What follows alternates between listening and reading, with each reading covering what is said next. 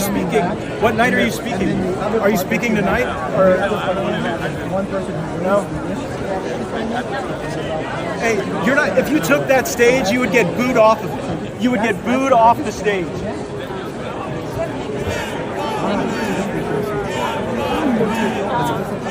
Now, on the surface, this may seem extremely funny, but I actually do not believe it's a laughing matter.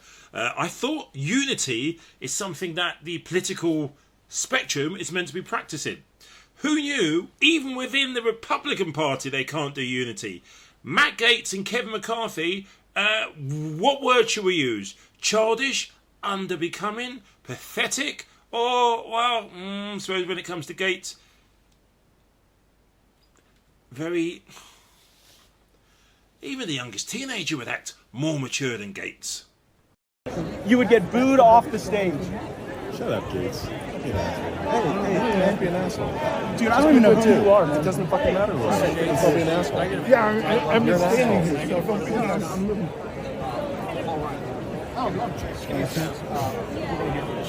Speaking. What night are you speaking? Are you speaking tonight? Or no? Hey, you're not. If you took that stage, you would get booed off of it. You would get booed off the stage.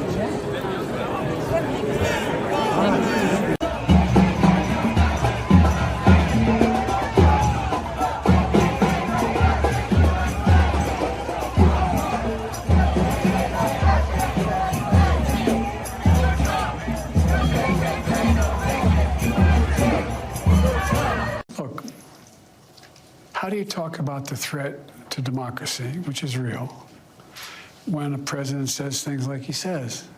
Do you just not say anything because it may incite somebody? Look, I've not engaged in that rhetoric. Now, my opponent is engaged in that rhetoric. He talks about there'll be a bloodbath if he loses, talking about how he's going to forgive all the, actually, I guess, suspend the sentences of all those who were arrested and sentenced to go to jail because of what happened in the Capitol. I'm not out there making fun of, like, remember the picture of Donald Trump when Nancy Pelosi's husband was hit with a hammer, joking about it? Let's be real and totally honest. Fox News have a huge problem. They have a dilemma.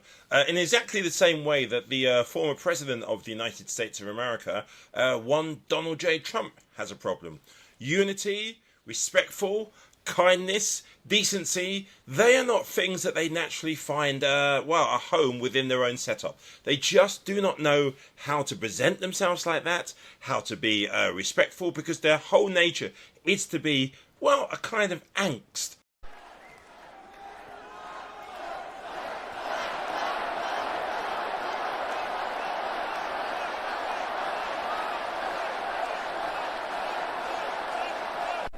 Then he provoked the Russians to invade Ukraine with talk of NATO expansion.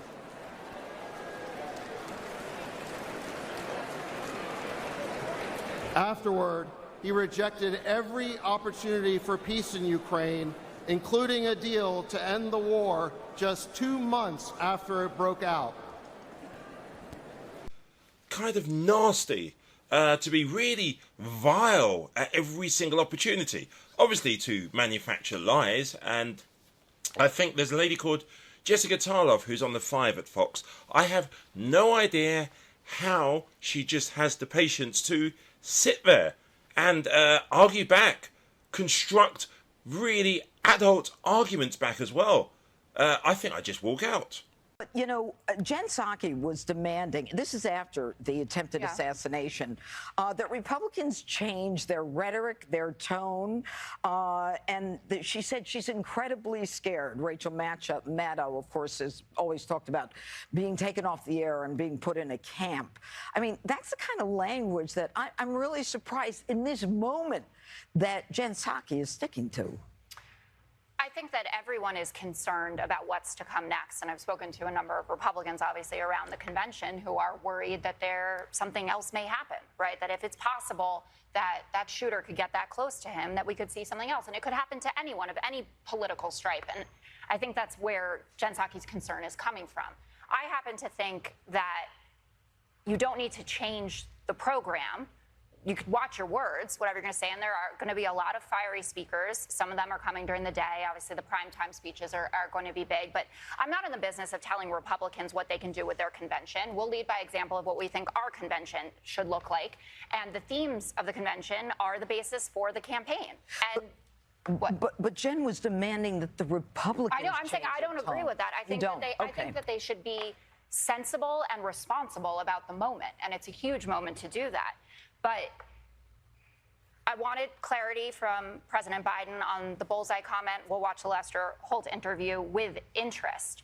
But nobody who's being an honest broker can possibly believe that the Democratic rhetoric is the problem here. So if the issue is that we're saying all the time that he's like Hitler and he's a threat to democracy, and by the way, J.D. Vance has also said that he's like Hitler, and I guess he's redeemed now. But Donald Trump sent a fundraising email just last week that said Joe Biden is a threat to democracy. And only one of these candidates has inspired people who sent pipe bombs to leading Democrats across the country, who has inspired mass shooters. Talk about firing up the base. Donald Trump has been doing that since 2016. Remember when he said the Second Amendment people could take care of it? When he was talking about Hillary Clinton abolishing the Second Amendment and she'll get to appoint judges. He talked about, remember that congressman from Montana who body slammed a reporter and he said, he's my type. He retruthed or whatever it was, a video of Joe Biden hogtied just back in Montana. That was hilarious. Yeah. Oh, that's Your examples are so tiny. No, they're We're talking about an attempted assassination that left a man dead. The shooter groomed and incentivized by a drumbeat of demonization. You have no idea what can that call people Republican You can call was people groomed Hitler all you want, but you have to ask yourself, why would you? You have a right to say whatever you want. You can say, I'm a Nazi, I'm Hitler, but the question is, why would you? I would never. You cannot pretend that you did not know where it would lead. Trump laughs about a picture of a hogtied Joe Biden on the back of a pickup truck. That is not demonization. That is a meme. And saying to Second Amendment people you could take care of it about Hillary Clinton, what is that, Greg? That was his opponent. That was his political opponent. You know, the day before the attempted assassination of Donald Trump, Joe Biden said he's even more dangerous than I've said before. He's unhinged, he's snapped, and I guess he really didn't watch the debate when he was asked if he had seen it. He's a threat to this nation. He'll win over my dead body. You know, but you know what? I'm sure when he called Trump, he said, no hard feelings. Yeah. You know, that's how it works in politics. I say you're evil. No, but you have to understand. It's scary to think that Joe Biden would lie like that, but he has, or it's scary that he would believe this stuff. The real challenge for the party is, what do you do next? You can't do the Trump is Hitler narrative anymore because you'll be thoroughly reviled by the public. You know, you're going to need more than demonization, but you got nothing else planned. So you're going to pivot to abortion. Good luck with that. When it comes to Trump as Hitler, the dog caught the car, and you realized you can't drive it. I think, you know, and you can sit here and you can say, throw all the rhetoric at Trump that you want. Everybody understands Trump. Everybody understands. He makes jokes. Your side wasn't making jokes. When you call somebody Hitler and we say, no, we're not, those two aren't the same thing. The guy who sent pipe bombs understood the jokes. I don't know who that is. Yeah. Oh, well, there were pipe bombs. There were pipe bombs that were around January 6th. I still don't know. Scalise. I mean, come on. I'm happy to talk about it. And Bernie Sanders came out right away and said, "Okay, Jesse." All right. Well, I just think you should prepare for a beautiful dictatorship, Jessica. It's going to be a 4-year dictatorship, and we're going to get everything day one. From day one. Well, he'll probably get the Supreme Court to give him a second term. They'd do that. Like Lincoln, in the midst of our pain and division, Donald Trump is calling us to be touched by the better angels of our nature. And even at the RNC, you know, this new level of unity, it was clearly something that was going to last for about, well, as long as they can spell the word UNITY. In Charlie Kirk, who runs Turning Pointless and does a podcast or something like that, well, at least he was honest. He accepted how vile and how nasty and how full of shit he actually is, and literally throws as much garbage in the direction, well, violent garbage as well. Donald Trump refuses to accept this fake pathetic, mutilated version of the American dream.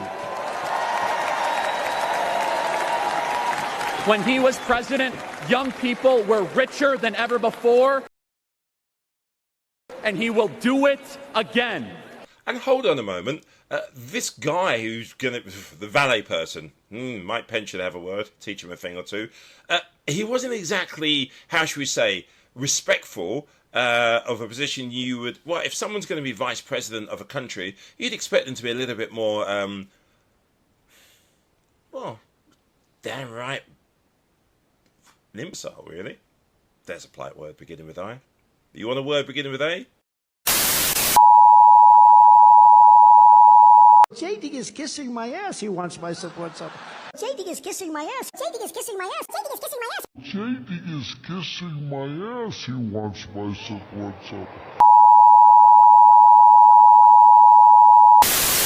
This is not a... am I meant to be being serious? Sorry about that. The news is J.D. Vance, Mr. Eyeliner himself, is going to be Trump's number 2 valet person. You know J.D. Vance, who has a lot of things to say. And at one stage, they weren't particularly complimentary about former guy. You know, I just tried to enjoy the ride. What an honor to be considered. If it had been Senator Rubio, obviously Marco's a good guy, he's a good friend. So I try to just have a good attitude about it. You know, my family's very excited, obviously asking a lot of questions. I will say, Sean, I hope I'm not betraying too many confidences here, but when the president called me today to actually formally offer me to become, you know, the vice presidential nominee, which just sounds crazy. My son, my 7-year-old son, was sort of making noise in the background. You know, I'm getting so embarrassed. It's like, oh my God, Donald Trump's asking me to be his vice president. So the phone rings, he calls you, and you're like, okay, this is the call, or maybe not the call. Or maybe it's a bad call, right? It's the call. Who knows whether it's good or bad? But then he actually has me put my 7-year-old son on the phone. You think about this. Everything that's happened, the guy just got shot at a couple of days ago, and he takes the time to talk to my 7-year-old. It's a moment I'll never forget. Governor I can't, you know what? I've been flicking through. The Trumpy Trumps, all of those type of cable news stations are going crazy. Apparently, J.D. Vance is a saviour. Okay. And I want to thank especially Kevin Roberts and all of the Heritage Foundation for 50 years of incredible work on conservative policy. You know, the old famous... This is an evolution, and I know you've been asked about this before, about past comments that you've made about Donald Trump. You've said, I'm a never Trump guy, never liked him, terrible candidate, idiot if you voted for him, might be America's Hitler, might be a cynical a-hole, cultural heroine, noxious and reprehensible. Those are things that... If you go back to what I thought in 2016, another thing that was going on, Sean, is I bought into the media's lies and distortions. I bought into this idea that somehow he was going to be so different, a terrible threat to democracy. It was a joke. Joe Biden is the one who's trying to throw his political opposition in jail. Joe Biden is the one who's trying to undermine American law and order. President Trump did a really good job. And I actually think it's a good thing when you see somebody, you were wrong about him, you ought to admit the mistake and admit that you were wrong.